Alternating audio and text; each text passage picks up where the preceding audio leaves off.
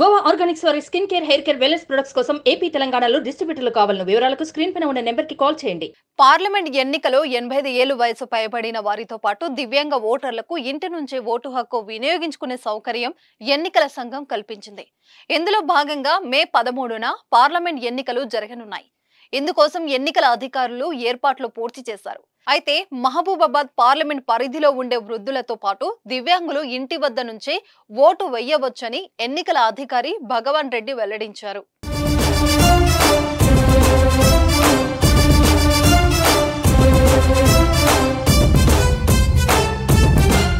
Parliament ఎన్నికలలో 85 ఏళ్లు పైబడిన వయోవృద్ధులు, దివ్యాంగులకు ఎన్నికల సంఘం హోమ్ ఓటింగ్ సౌకర్యాన్ని కల్పించిన సంగతి తెలిసిందే.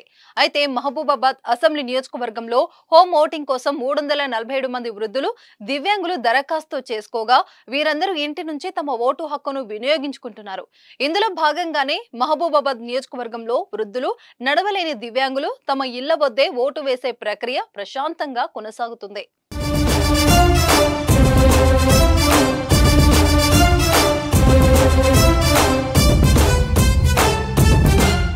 ఈ సందర్భంగా ఎన్నికల అధికారి భగవాన్ రెడ్డి మాట్లాడుతూ పోలింగ్ కేంద్రాలకు వెళ్లలేని వారు ఓటు హక్కును తాము ఉన్న చోటే నుంచే వినియోగించుకునే అవకాశం ఎన్నికల సంఘం కల్పించిందని వెల్లడించారు. ఓటర్లు ఈ అవకాశాన్ని ఎలాంటి ప్రలోభాలకు గురి కాకుండా తమ ఓటు హక్కును వినియోగించుకోవాలని విజ్ఞప్తి చేశారు. ఆదివారం, సోమవారాలలో హోమ్ ఓటింగ్ ప్రక్రియ కొనసాగుతుందని చెప్పారు. ఈ 2 రోజులలో ఓటు వేయలేని వారి కోసం ఈ నెల 8వ తేదీన మరో అవకాశం కల్పించనున్నామని తెలిపారు. ఎవరైతే లేవలేని వారు ఉంటారో, పోలింగ్ కేంద్రానికి వచ్చి ఓటు వేయలేని వారు ఉంటారో వారికి ఇది చాలా అరుదైన అవకాశంగా భావిస్తున్నాం. అదేవిధంగా వారందరూ కూడా చక్కగా వినియోగించుకొని హోమ్ ఓటింగ్ ద్వారా వారి ఓటుని కాస్ట్ చేస్తున్నారు.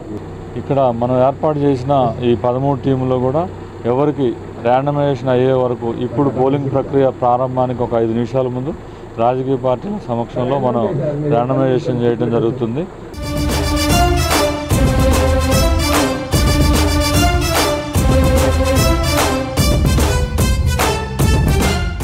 సుమన్ టీవీలో మీ పర్సనల్ అండ్ బిజినెస్ ప్రమోషన్స్ కోసం కింది నెంబర్కి కాంటాక్ట్ చేయండి.